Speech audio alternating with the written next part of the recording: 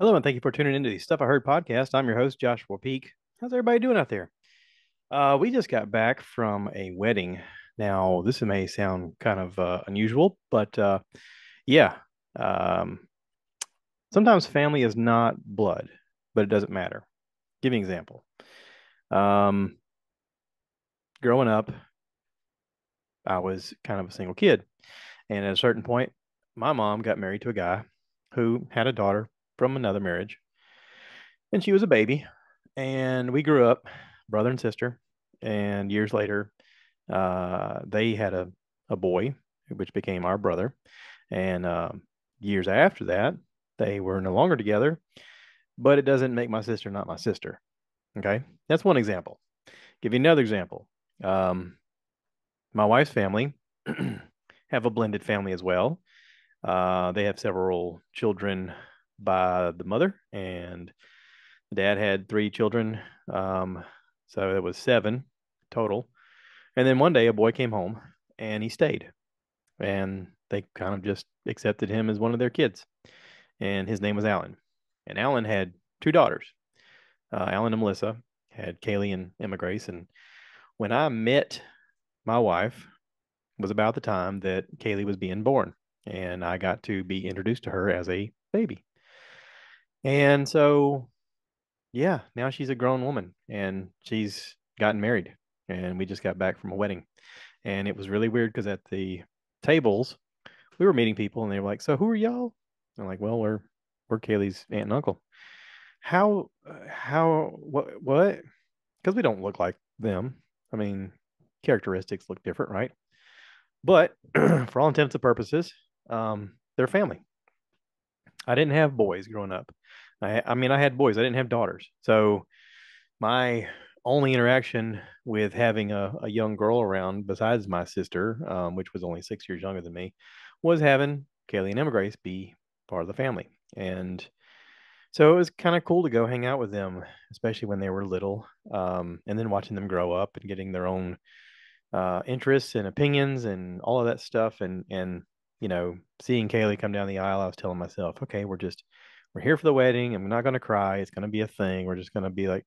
And then I turned and looked at her, and immediately I thought about the fact that she was a little girl one time, and I played in the floor with her with the ball a lot. And we rolled the ball back and forth a lot. That was one of her favorite things to do with me. And then she got older and she wanted to wrestle. And so I would wrestle with her and her sister in the floor, and we would have pillow fights and just being silly little kids in the living room. And, you know, then they grew up and then they were too cool to hang out. And then they were, "Hey, Uncle Josh." Hey. And I get it. You get older, right? My Uncle Danny, when I was younger, used to say, "I don't feel old until I see you," because I was, I guess, the oldest kid.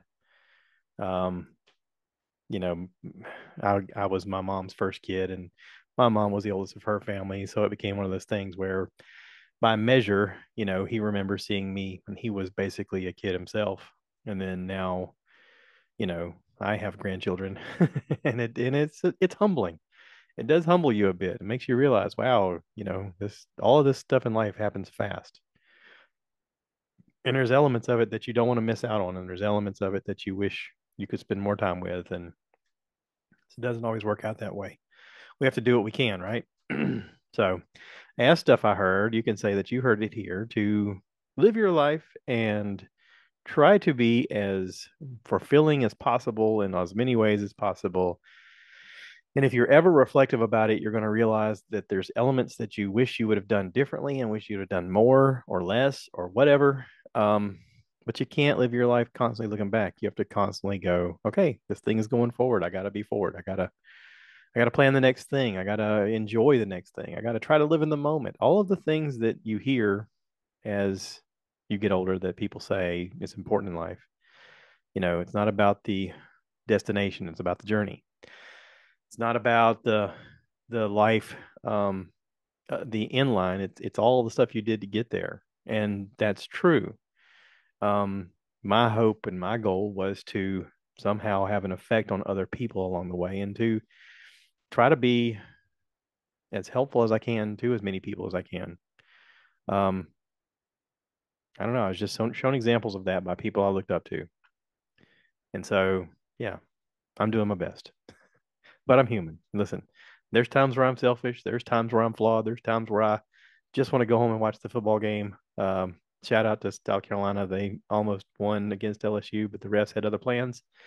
I kind of wonder how much money the refs actually had on the game because there was some really bad calls in that game. It was pretty awful. Anyway, besides that, um, it was a joy to see my niece Kaylee get married and to watch her sister Emma Grace standing up there. She's getting ready to graduate high school pretty soon, and yeah, I mean, all this happened so fast. One minute they were children, and now they're growing up, and wow, it's just amazing. So I'm excited for her new life with her new husband and all that. Sorry, I didn't mean to have my phone on, getting text messages, but it's what she's meant to be, right? You're meant to grow up. You're meant to be an adult at some point and to have your own families and all that sort of thing. Otherwise, people stop being people. You got to people once in a while. You know what I mean? So I want to give a shout out to some peoples because this is stuff I heard. Shout out to some of my special people. Shout out to Bicknell Maynor for being the right guy at the right time, not only in my life, but in my wife's life, in her family's life, in Alan's life, in the grandkids' life. I was holding it together and really trying not to cry until she walked down the aisle. And then they asked him to give a prayer, and I my face leaked a lot because it just, it dawns on you how much you love somebody and how much you give everything to see them succeed, and you hope and you pray and you put everything you can into it, and sometimes it works out and sometimes it doesn't, and when it does, it's amazing. And then you look at your own life and you're like, yeah, I don't deserve any of the stuff that I've been given. I don't deserve um anybody saying that I did a good job because I feel like I haven't. And you know I guess we all feel that way sometimes. So um big shout out to Alan. um Years ago I made a comment about how, I don't know if anybody paid attention to that, but I got saved at church. I was at Riverside Baptist down in Nahunta, Georgia, and Alan had contracted some kind of ailment where there was a growth growing on in his ear and through his ear towards his brain, and it was scary. They didn't know what it was, and they didn't know how to treat it correctly, and it was one of those things that was sort of like, okay, if there's power of prayer, let's do this. And I remember really talking to God around that time, and I kind of made a deal with God. I said, all right, listen, I'm in. I'm in all of this. You died for my sins and all this, everything they say. Yes, I'm in. Um, if there's anything that I'm supposed to do here, please tell me what I'm supposed to do. Am I supposed to, am I supposed to just pray and just talk about how I got saved and share my story with other people so that they get saved?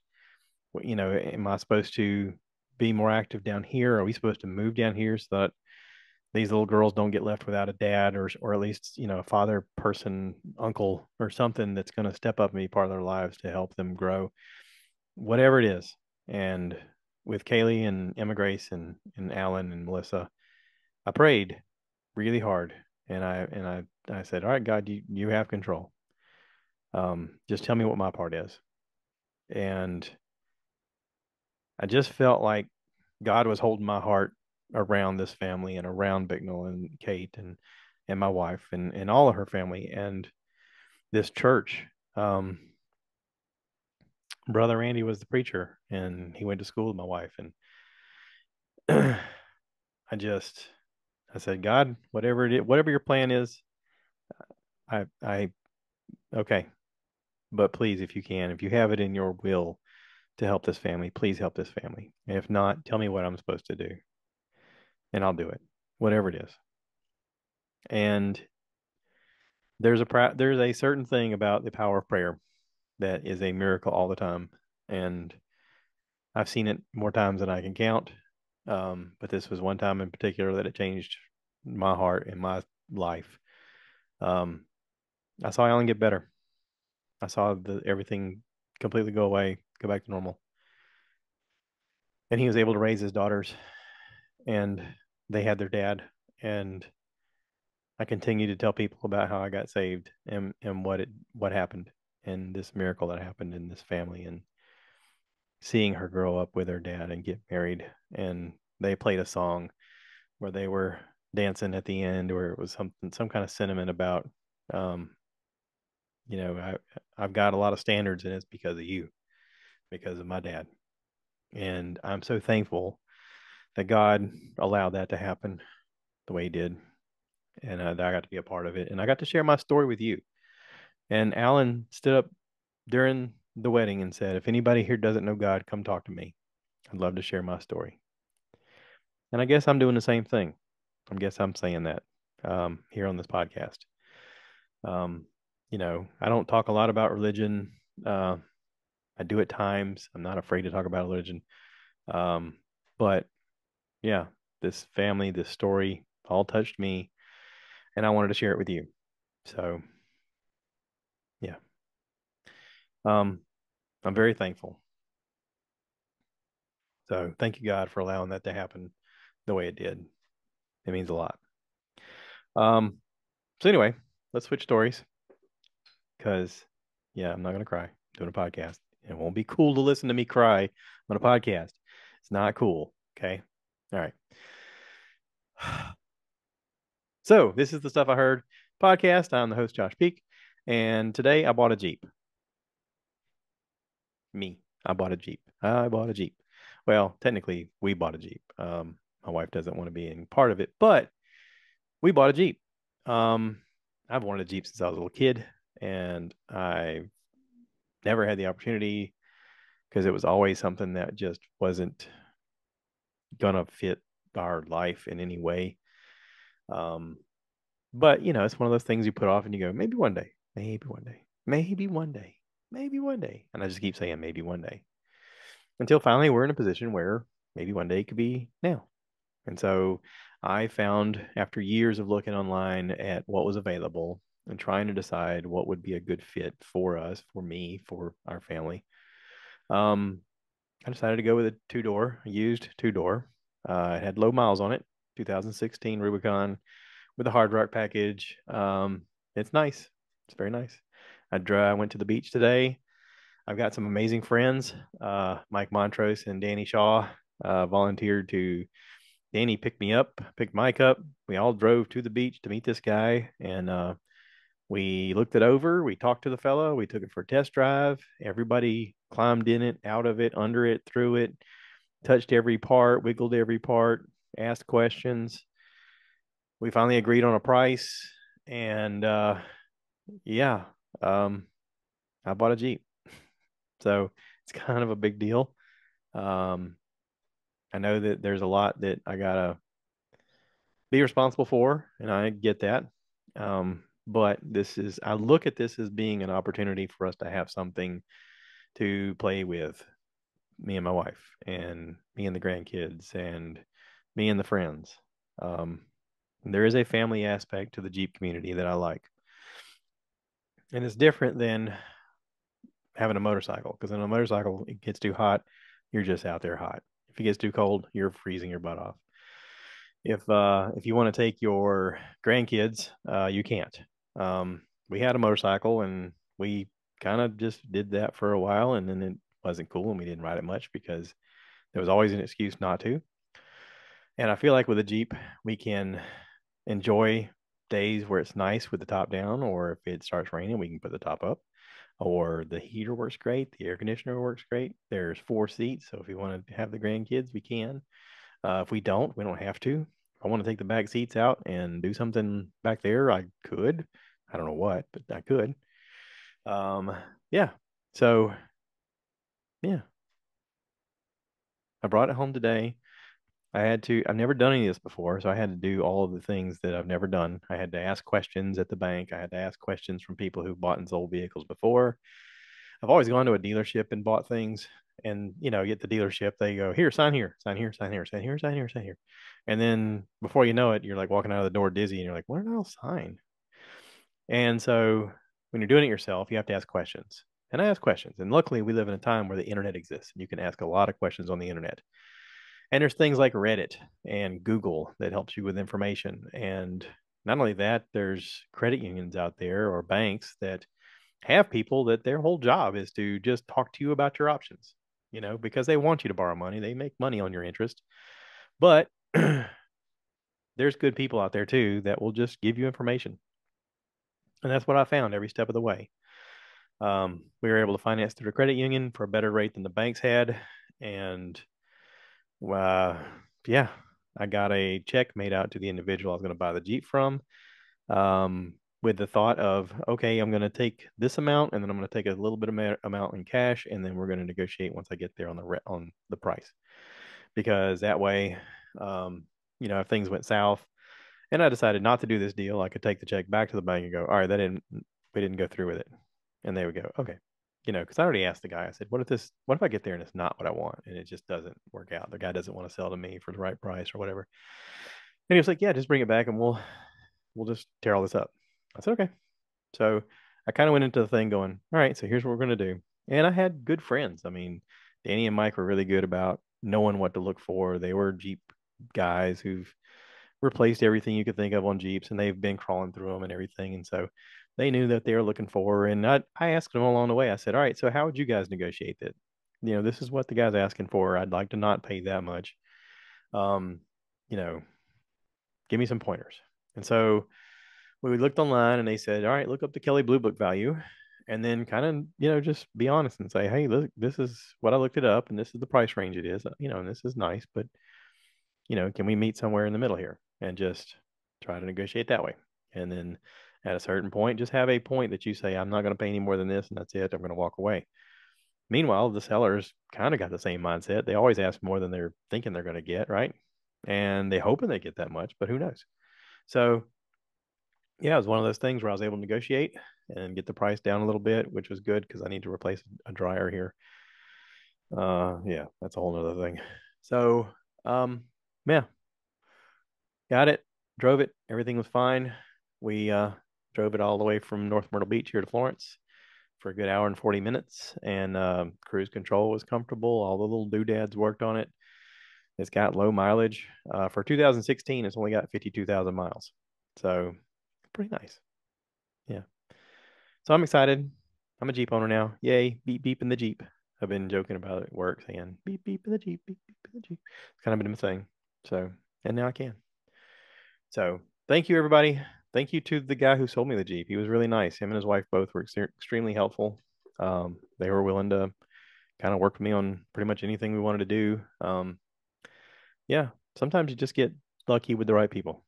And I had the power to walk away at any moment, and so did they. I mean, they could have been like, I just, nah, this isn't working out. But, we did it cordial and everything was great. And yeah.